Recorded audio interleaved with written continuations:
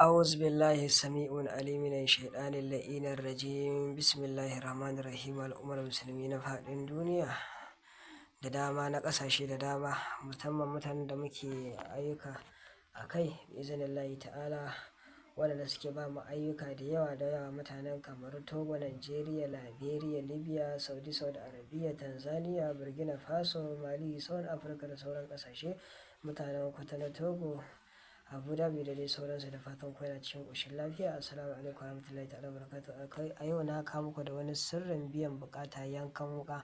Idan farkon zuwan ka ne a wannan makaranta tamu mai tarin albarka, dole ka danna mana alamar subscribe sannan ka zaɓi alamar all sannan ka mu lakin kai sha ɗin wannan sirri insha Allah shine cikakken izini.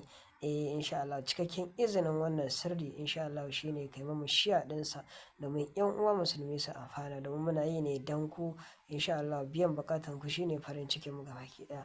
Da fatan muna cikin ƙoshin lafiya. Allah ya sa ka amin. Wannan sirri shine insha Allah abu na farko da za ka yi insha Allah idan kana addu'o'i kuma kana ganin abin kamar baya biyan bukatan baya tabbatuwa, ko kuma insha Allah kana da ƙarancin ijaba, to ka sai wannan turaren da ake kira da ɗan goma. In ka sai ɗan goma sai ka samu carbinka insha Allah. Kullum da safe in kai sallah asuba za ka ɗauko wannan turare, ka ɗauko carbin ka shafe wannan carbin a nan gurbin da kai sallah asuba. A gurbin da kai sallah asuba za ka ciro carbinka insha Allah sai ka shafe shi. Ka shafe shi da wannan turaren mai suna ɗan goma insha Allah. Sai ka yi wurdin alfatahu za ka yi 333, sai ka yi asama da 333, sai ka yi yawa haba 333, sai ka yi ya fatahu 333, sai ka mai da goshinka ƙasa biznillahi ta'ala, sai ka inna lillahi wa inna ilaihi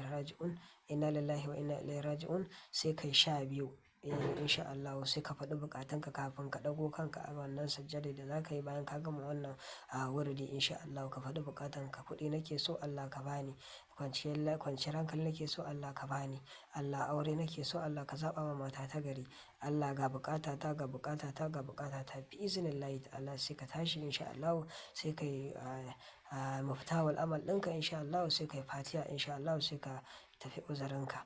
Haka za ka yi yau, ka yi gobe, ka yi ya ma zama jiki insha Allah. Duk bukatun da ka roƙa insha Allah kafin ka bar wannan masallaci ko kafin ka tashi daga gurbin da ka yi wannan addu'a insha Allah bukatan ka za biya da izinin Allah insha Allah. Sai mu kasance ɗaya daga cikin waɗanda kake yi wa addu'a. Ina kowanne mu fatan alkhairi. Izinin wannan sirri insha Allah a yi mu shiya ɗinsa, sannan da Allah kada a manta da alamar liking da alamar subscribing da kuma alamar danna alamar ƙararrawa sannan a zaɓi all, saboda duk lokacin da muka ɗora sabon